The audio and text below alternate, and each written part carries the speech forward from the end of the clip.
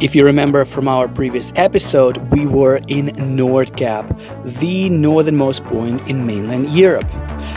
From Nordkap, we were going to drive about 6 hours to another Norwegian town called Tromsø. And from Tromsø, we had tickets to fly all the way to Svalbard, which is the archipelago in the Arctic Ocean, where we were hoping to spend a few days enjoying Arctic wilderness. However, during our drive from Nordkap to Tromsø, we received a message nobody wants to receive during their travels.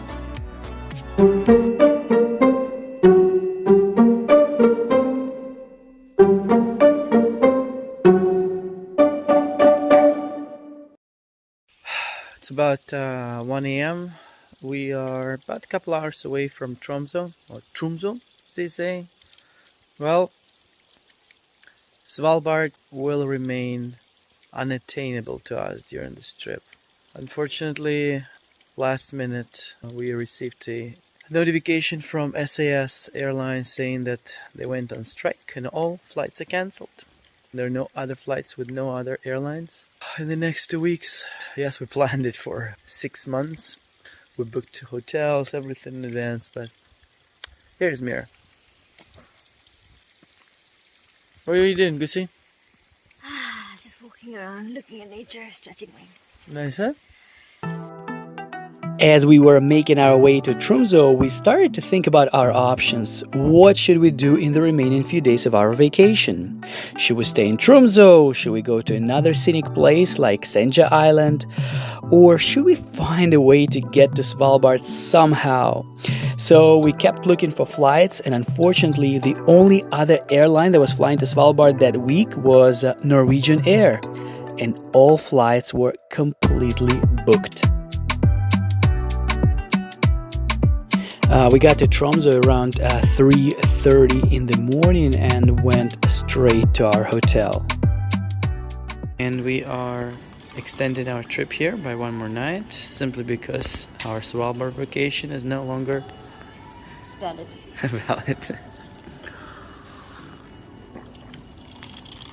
Thank you. Thanks oh, very to nice. Thanks to SAS strikes, yeah.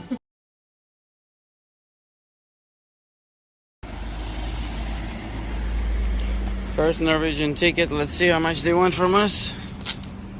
Blah, blah, blah. So what is this? 660 crowns, $66. Okay.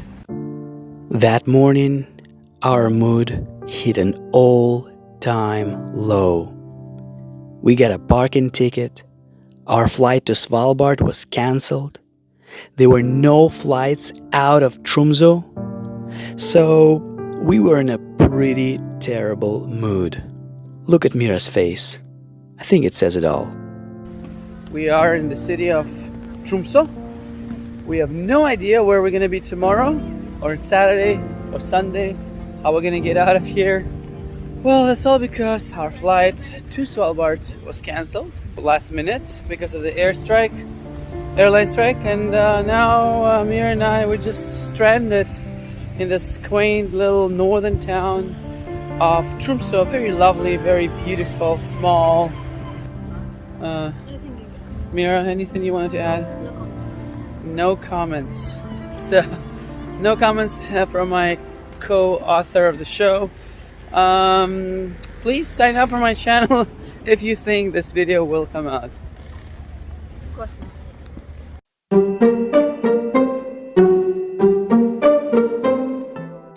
Alright guys, so let me tell you what happened that morning. So we come back to our hotel after a walk, and I decided to keep checking the website of Norwegian Air in hopes that there might be some last minute cancellation, some last minute opening, because the only airline that was flying to Svalbard that week was Norwegian Air.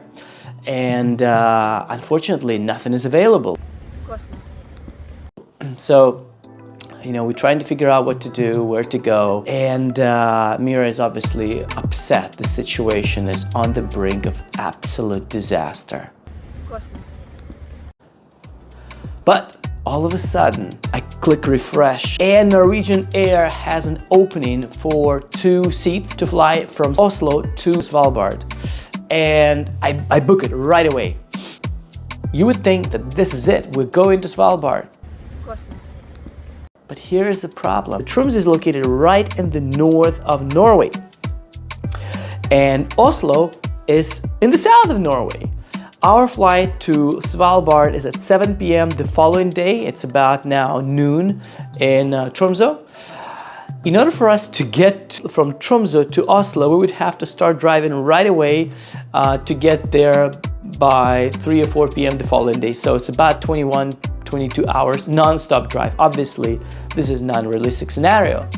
So then we just keep checking the website for any flight to fly out of Tromsø that day anywhere in Norway so that we could find a way to get to Oslo. The other problem is that there are no trains from Tromsø that would go to Oslo because there's no train station in Tromsø. Of course not. So we are literally in the middle of, not nowhere, but we're in the very, very north of Norway with no way to get to Oslo. So we have tickets to fly to Svalbard the following day at 7 p.m., but we have no way of getting to Oslo. Of course not. Somewhere in the middle of that afternoon, Mira says, you know what, let's just go to the airport. Let's go to the airport. We have no tickets. We have nowhere to get out of here. But I'm not sitting in this hotel room in hopes for another miracle. Of course not. And that's when I realize the situation is absolutely frightening. Frightening? You know, scary. It was getting a little bit stressful. No, I wasn't stressed. It was wonderful. It was lovely. Going to the airport. No flights, no tickets. I'm just gonna try. And yeah, so we just check out of the hotel and we go straight to the airport. We have no tickets. We have nothing booked, no reservations. We just have the determination to get to Oslo somehow from Tromsø to Oslo. Within the next 25 hours. I don't know what way, even if we had to sabotage and hijack a plane or something like that. I guess that was where Mira was hoping to achieve. So we go to the airport, we just go to the different local airlines counters and ask, is there any flight anywhere out of Tromsø today? Because we're trying to get to Oslo and all flights are booked. There's nothing. No seats. No seats today or tomorrow? No other airlines today? I just check the deals because it's like the 5:55 talk. It's good. We keep checking this airline, that airline. There are no seats available because that is the week where SAS decided to do a strike. And so obviously every passenger is trying to find a way to get to their destination. And we're just sitting there, and then I keep checking websites of different airlines, and suddenly I'm able to book us for a flight from Tromsø to Bodø, which is the town from where there is some hope of getting to Oslo.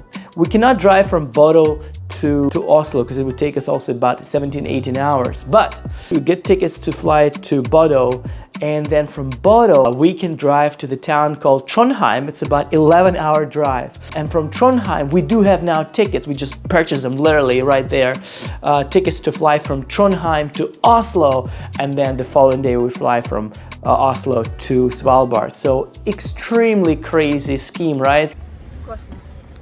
So we're in Tromsø. Now we have tickets to fly to Bodø. From Bodø, the moment we arrive, we would rent a car and we would drive overnight for 11 hours without sleeping, at least me.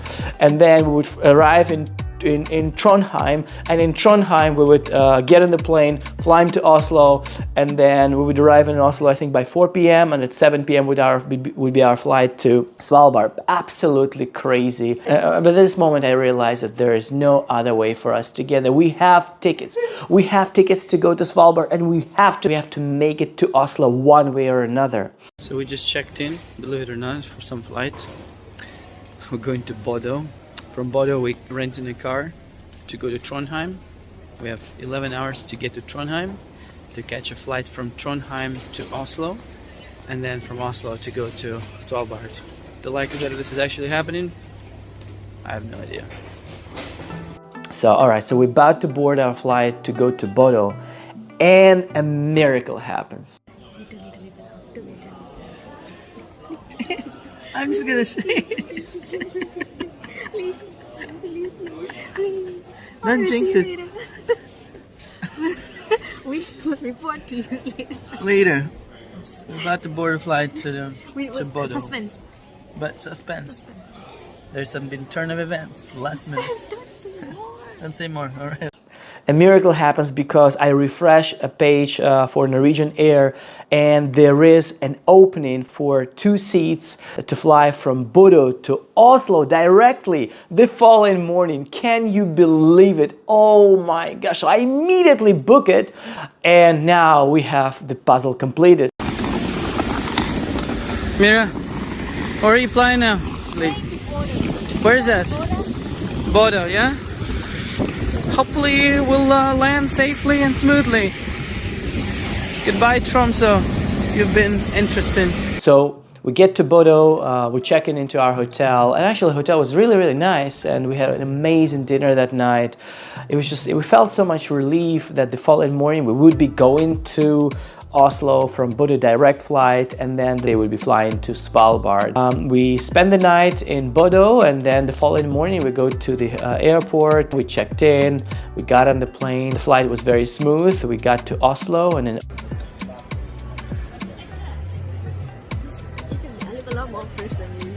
we're in the airport in Norway.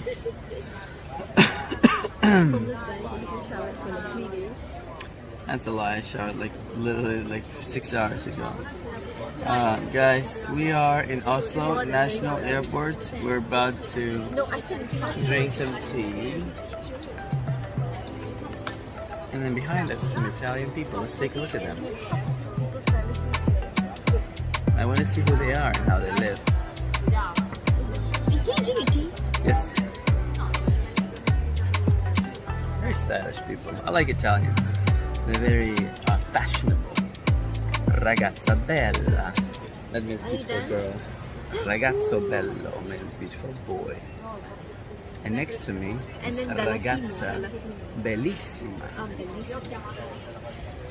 It's beautiful. And I know that because someone has said that. A lot of people said it. It's crazy. Oslo, we spend most of the day there, feeling the excitement, the thrill of getting to the place that we had been hoping to get to for so long, Svalbard.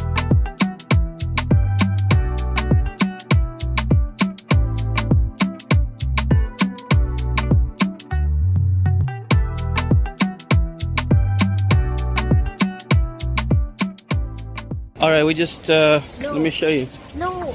It's for the show. No, don't jinx it. I said, It's for the show. I'll literally tell you that. But nobody's seen this. No, don't jinx it. That's crazy. Don't jinx it.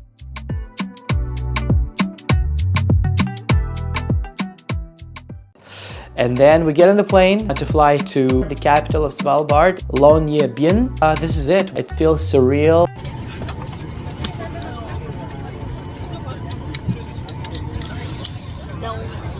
No. We're in a plane. No. So, it's on a plane. We're in a plane? No. Where are we? We're sitting outside in a park. That's what it looks like. Alright, let's go. Let's do it. Where are we going? What's the moral of the story? The moral of the story is that sometimes you just have to have a partner or a wife, husband, lover who would push you to the extremes, who would make you hijack the plane if they have to in order to get to the destination.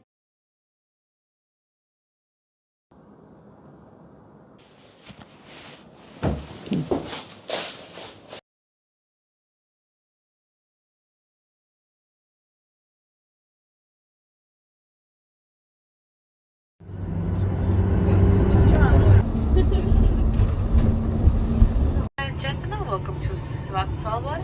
Please remain seated with your seatbelt fastened, keep the aisle and emergency exits clear from all hand baggage until the aircraft has come to a complete stop.